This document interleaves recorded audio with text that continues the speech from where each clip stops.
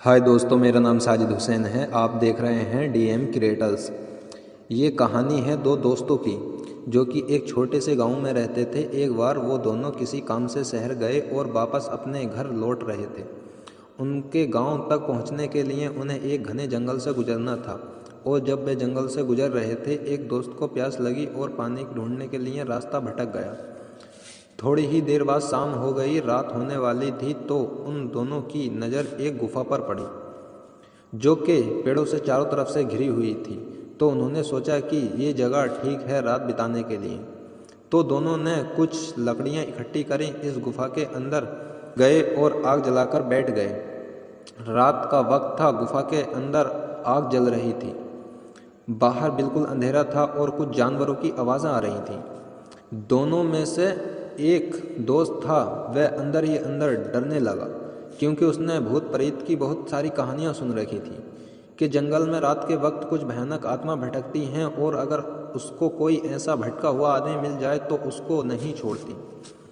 तो जब भूत प्रेत की बात उसने अपने दोस्त से करी तो उसके दोस्त ने हंसते हुए पूछा, क्या तूने कभी भूत को देखा है? तो उसने कहा, मैंने तो भूत को नहीं देखा, लेकिन मेरे कुछ जान पहचान के लोग हैं जिन्होंने देखा है। तो उसके दोस्त ने उसे बहुत समझाने की कोशिश की और कहा, ऐसी सुनी सुनाई बातों पर विश्वास नहीं करते, अब सो जाओ, मुझे भी नींद आ रही है। और वो सो गया। लेकिन वो अंदर से डरा हुआ था। वो लेट तो गया लेकिन उसको नींद नहीं आ रही थी। उसको लग रहा था कि शायद यहाँ कोई है जो छुप करके उसको देख रहा है।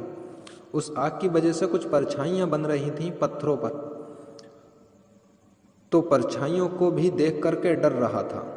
फिर कुछ घंटे तक ऐसे ही चलता रहा क्योंकि वो थका हुआ था और फिर उसको भी नींद आ गई। लेकिन नींद आने के कुछ देर बाद ही उसको एक सपना आया और सपने में एक बहुत ही भयानक परछाई उसकी तरफ बढ़ती नजर आ रही थी।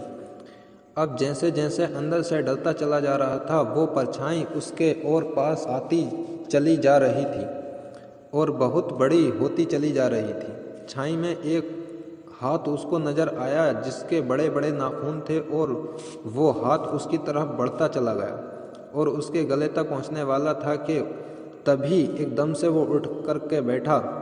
फिर उसने अपने दोस्त की तरफ देखा जो कि सो रहा था, उसको पकड़ के जोर से उठाया।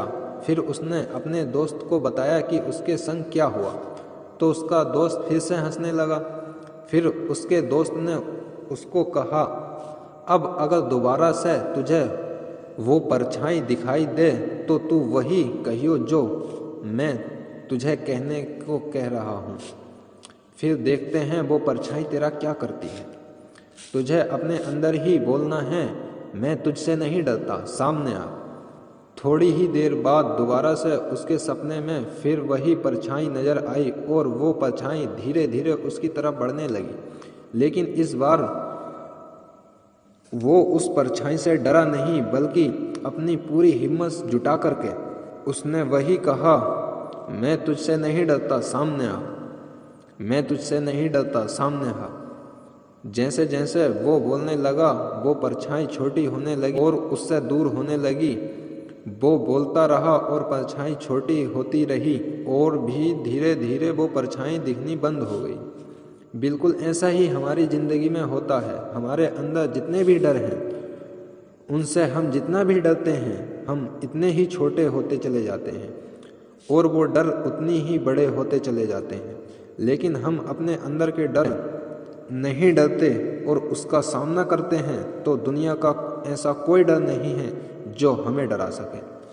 तो जी हाँ दोस्तों, चैनल को लाइक नहीं करें तो चैनल को लाइक करें, सब्सक्राइब करें, बेल आइकन को प्रेस करके ऑल नोटिफिकेशन पर क्लिक करें। देखते रहें डीएम क्रिएटर्स।